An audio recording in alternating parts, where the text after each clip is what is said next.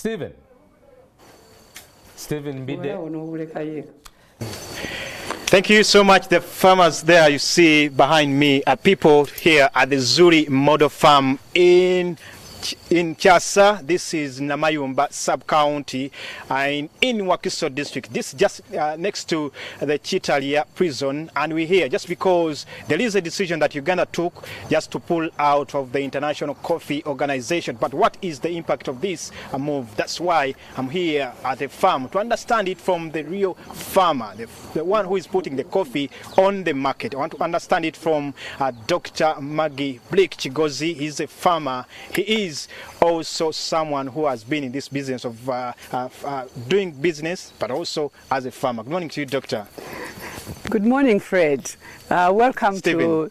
Good morning, Stephen. Welcome to Zuri Model Farm. Thank you. Here. Omanyi, I'm here at the farm. Yes. There is a friend of yours who is also a lawyer, Charles Peter Maiga, who also happens to be the Katikiro of Uganda. He says, "Emwanyi terimba." It's true. And of course, this is trying to say that with the coffee, you're sure that there is steady and the prospects are visible. Yes. And I think you are not one of those who are getting out of this, the prospects out of coffee. Absolutely. It will definitely, depending, of course, the rain may be a problem, but if it does rain, you will get a crop and you will be able to sell it. Our challenge is always the variation in price.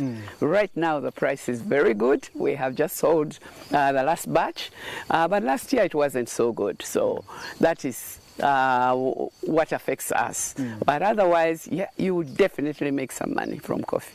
As you make some money, you're one of the 8 million farmers that who are on the record in Uganda. But now there is a decision. Do you think this was a wise decision that Uganda or UCDA took to get out of this ICO agreement?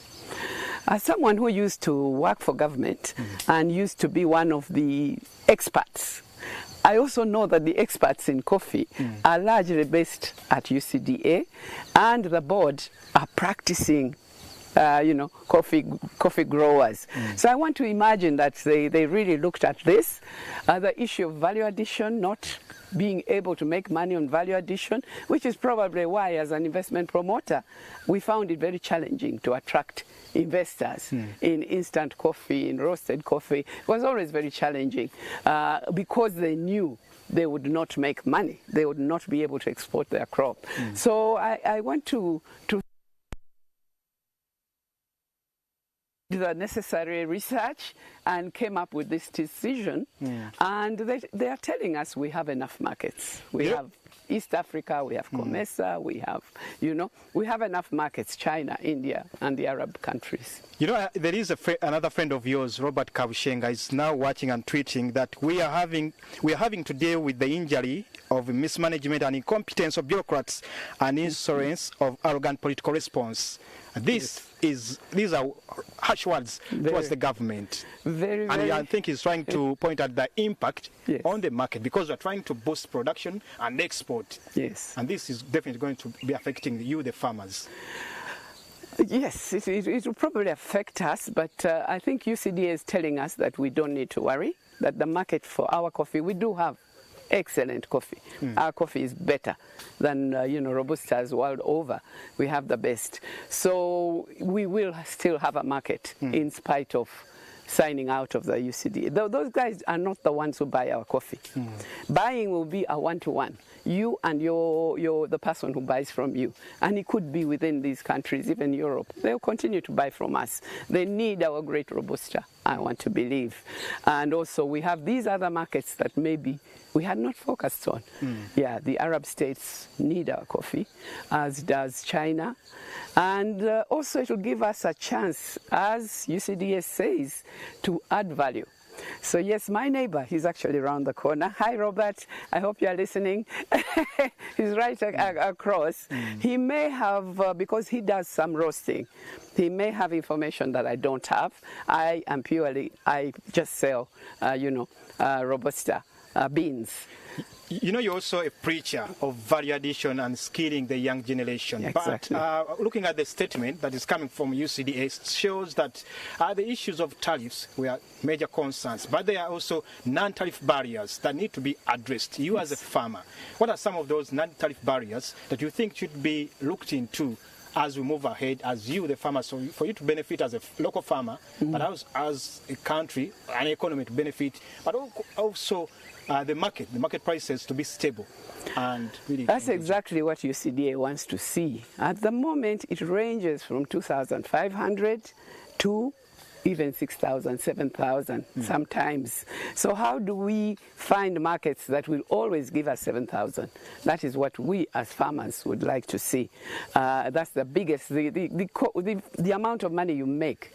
Because you already invest. You can see my people are working. There is investment. So if the investment is more than what I'm going to earn, I am already tempted to cut down the crop and find something else that makes money. Matoke actually is good money.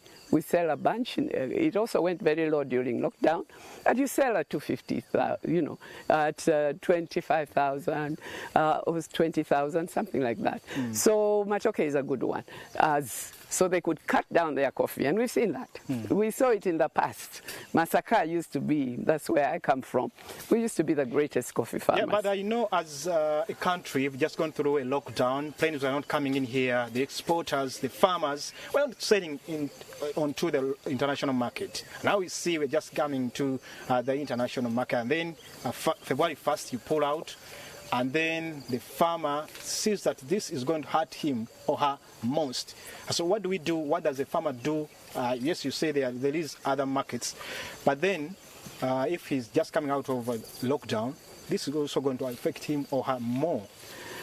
Well, of course, it's not the farmer that looks for the market. We have those middlemen. We have the exporters that buy from us in bulk and they sell. They are very smart. We have the Germans already, they're here. They export their own coffee, but they also export ours. So they're here already, and they will find solutions. I find the private sector actually trustworthy in that they cannot fail to sell their crop, especially when we actually negotiated the markets, and they are there, and they are duty-free, just like, say, Europe was. Doctor, I'm going to come to you for the closing remarks, but let me get to the farm manager of Zuri Model Farm. On Saturday, this is Bonnie Johnson. He is the farm manager here at Zuri Model Farm. On Saturday, the president is expected to be launching the parish development model. Here we are at a model farm. As the country launches this program, this is a model farm where many people, companies, farmers are expected to be coming to pick some lessons here. How do you think this program should be handled? What needs to be done? Where do you think the loopholes are as we launch this program that's supposed to be benefiting the people? Thank you, Stephen. Good morning. Already we've been doing the work at Zuri Model Farm, sensitizing people. We've been in this business for a long time, now about 9-10 years. Ever since we came here, we come from Masaka, and we've been doing this in Masaka. So what we've imparted the knowledge to these people around. We've shown them how to look after the coffee, how to plant it, how to maintain their gardens, and how to keep their coffee clean, especially in harvesting, picking red beans, and drying it on clean surface areas, so it's Fundubali or cemented. So as to improve on the quality, that has been our work, and we've done it. And since government is also coming in with this parish model program, we are ready to go on with government in assisting them, especially in our area here in Chasa Parish. Do you feel that the people are really ready, are aware about this program and what needs to be done in order to make this program a success? Government need to sensitize people as much as we do also. We sensitize people around us. So sensitization is very important so as people to know what's going on.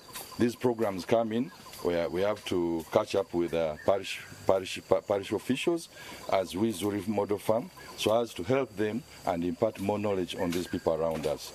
Although we've done it, but we are happy the government is coming in and we are ready to work hand in hand with government. Thank you, Bonnie Johnson, the farm manager here at Zuri Model Farm. But let me get back to Dr. Maggie Chigozi. You know, many people are hearing about this program. You are a coffee, matoke, and a tree farmer.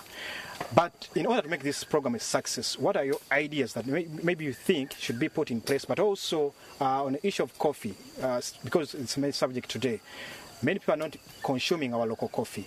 What needs to be done also to boost Bubu by Uganda Build Uganda, but also to encourage the young generation to engage in this commercial activity? Yes, that's many questions, Fred. But parish model, if it works, will be brilliant. The ideas they have put forward, implementation is often our challenge, but I'm hoping that they'll be able to implement this. It is working through SACCOs, and SACCOs have a way of controlling. You control your neighbor. So together you do something and you make sure you are shamed because you can't mess up. And that has worked already in the cooperatives that were set up in the various circles in various places. So that's a very good model, and now it's coming more with even some money. The lack of people had to start from zero and fundraise, save every week, has been challenging, and now lockdown actually ate up all that money. They needed their money back from the circles in order just to survive. So that became a problem for the circles. So the fact that there's a bit of money contributed towards the circles, this 100 million, and at the same time they will be able to get inputs to the farm and be able to learn. And for us, we shall play our part. We shall play our part around here. Not only around here, people are already coming. Gayaza High School and other schools, they come here to learn. So we will play our part. Of course, that points at the picture, the issue I was talking about, encouraging the young generation to engage into agriculture, especially this commercial farming. The young generation should have really learned something from the lockdown. This is when the farmer was admired. The farmer had food on his table while they were begging for kaunga and beans from government. I think we all learned from that. So if you have some land, do not sell it, young people. Can you start planting? Can you start growing something that you can eat, and also something that you can sell? To the young people, farming is not boring anymore. Farming is high-tech. Farming uses technology. It uses research. You find the right seed. We have the right seed here, which we were given by the researchers in Nakuri. So you get the right seed. Don't just plant anything. Don't just pick a little one from here and plant it. Get the right seeds from the right places, and that's a good start to a successful farmer. As you preach the issue, the concept of value addition, I also know that the consumption of our local coffee is still wanting. What do we do to make sure that, yes, we encourage people to grow and consume coffee? Yes, I think as something is being done, the private sector. We now have a coffee city in Ntinda. We have tuk-tuks that sell coffee. They'll come to where the taxis are and sell you coffee. That is all to try and sensitize people. The young generation, many of them were educated in other countries which drink a lot of coffee. So I find that the younger people are actually already drinking coffee, those who are not here. But for us, we love our tea. I don't have a problem with that. Tea is also bubu. We grow tea and we process tea. So there's nothing wrong with that. But we would like to encourage, like Ethiopia, they drink 50% of the coffee they produce. Thank you, Dr. Maggie Chigozi. Finally, I see you smartly dressed in Scouts uniform. Today's Budding Point Founders Day. Where are you heading to and what's happening today? Today the Scouts are in Chiswa. We will clean the city, the town, the slums around there, help them to clean up, and then we shall go to a meeting where the minister will give some speeches, and we celebrate our day with about 450 scouts. Wow. Yes. I was once a scout, and we used to say, Scouts we. Scouts we. Wow. Thank you so much, Dr. Maggie Chigozi. Of course, this is Zuri Model Farm here in Kyasa Parish, Namayumba Sub-County, Wakiso District. And of course, we've been talking about the decision that Uganda took to pull out of the International Coffee Organization Agreement. This This is Stephen Imbide on Fefe Switchbuga. Thank you so much for being a part of Morning at NTV. From 6:30, you've been watching us, and we say thank you and see you tomorrow at 6:30. I'm out. Have a blessed day. Farida Nakazwe comes up next with Mwasize Mutia.